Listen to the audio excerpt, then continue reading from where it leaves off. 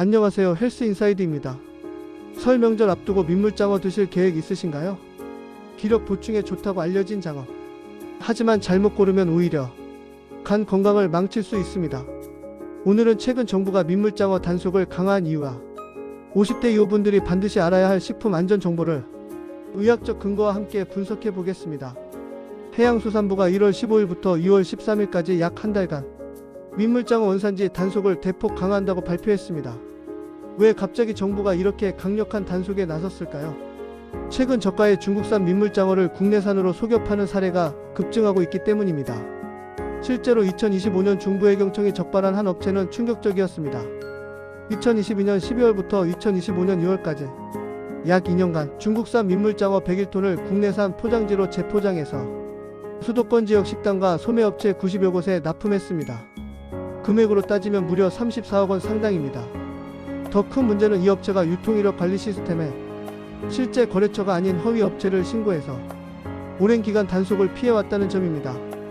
국내산 민물장어는 1kg당 약 27,000원인 반면 수입산은 16,000원 수준입니다. 이 가격 차이를 노린 범죄가 계속 늘어나고 있는 거죠. 이번 단속에서는 살아있는 활장어뿐만 아니라 손질된 장어와 냉동 장어까지 모두 포함됩니다. 특히 손질된 장어는 가공 후 육안으로 원산지를 식별하기 어렵다는 점을 악용하는 사례가 많아서 집중 단속 대상입니다. 단속반은 유전자 분석법까지 동원해서 원산지를 판별할 예정이고, 온라인 쇼핑몰에서는 직접 제품을 구매해서 확인하는 암행 점검 방식도 적극 도입한다고 합니다. 그런데 이게 왜 건강 문제로 연결될까요? 첫 번째 문제는 수입산 장어의 사육 환경입니다. 중국산 장어의 경우 사육 환경이 국내 기준과 다를 수 있고 항생제 사용이나 사료 관리가 불투명한 경우가 많습니다. 두 번째 문제는 중금속 오염 가능성입니다. 삼성서울병원 건강정보에 따르면 중금속은 한번 체내에 들어오면 분해가 잘 되지 않고 신체에 축적되어 건강에 심각한 악영향을 미칩니다. 특히 카드뮴은 급성 독성이 매우 강한 중금속으로 섭취 시 간장과 신장에 많이 축적됩니다. 뼈가 약해지고 폐 손상, 구토, 설사 등이 발생할 수 있습니다. 납의 경우는 더 심각합니다. 빈혈, 기억력 감퇴, 뇌 손상, 심혈관 질환을 유발할 수 있고 특히 뼈에 축적되면 정신장애까지 일으킬 수 있습니다. 우리 국민의 중금속 섭취에 기여하는 식품군을 분석한 결과 어패류가 납 섭취의 41.7%, 카드뮴 섭취의 40.7%, 수은 섭취의 77.7%를 차지하는 것으로 나타났습니다. 수산물 섭취와 중금속 노출이 밀접하게 연관되어 있다는 뜻입니다. 50대 이후에는 왜 더 위험할까요? 나이가 들수록 간의 해독 기능이 저하됩니다. 간은 80% 이상 망가지기 전까지 특별한 통증을 보내지 않기 때문에 소리 없이 병이 진행되는 경우가 많습니다. 50대 이후에는 간의 재생 속도가 느려지고 해독 능력이 예전 같지 않기 때문에 오염된 식품의 공격에 더욱 취약해집니다. 전문가들은 고농축 건강식품이나 출처 불분명한 수산물이 오히려 간 수치를 급격히 높이는 원인이 될 수 있다고 경고합니다. 천연 재료라는 말에 안심하면 안 됩니다.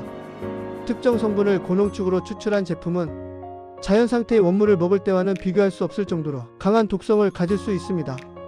만약 설 명절에 장어를 드시고 나서 평소보다 심한 피로감을 느끼거나 소화가 안 되고 눈이나 피부에 황달 증세가 나타난다면 즉시 병원에서 간 기능을 점검받으셔야 합니다. 그럼 안전하게 장어를 즐기려면 어떻게 해야 할까요? 첫 번째, 원산지 표시를 꼼꼼히 확인하세요. 활 장어는 수조 옆에, 손질 장어는 포장지에 원산지가 표시되어 있습니다. 표시가 없거나 불명확하면 구매를 피하세요. 두 번째, 가격이 지나치게 저렴하면 의심하세요. 국내산과 수입산 가격 차이가 킬로그램당 1만원 이상입니다. 시세보다 너무 싸다면 원산지 둔값 가능성을 의심해 봐야 합니다. 세 번째, 믿을 수 있는 곳에서 구매하세요. 대형마트나 검증된 온라인 쇼핑몰을 이용하시고 처음 가는 식당에서는 원산지 표시를 확인하세요. 네 번째, 의심스러우면 신고하세요. 신고 전화는 1899-2112 또는 카카오톡에서 수산물 원산지 표시 채널로 제보할 수 있습니다. 원산지를 거짓으로 표시하면 7년 이하의 징역 또는 1억 원 이하의 벌금에 처해집니다. 적극적인 신고가 식품 안전을 지키는 힘이 됩니다.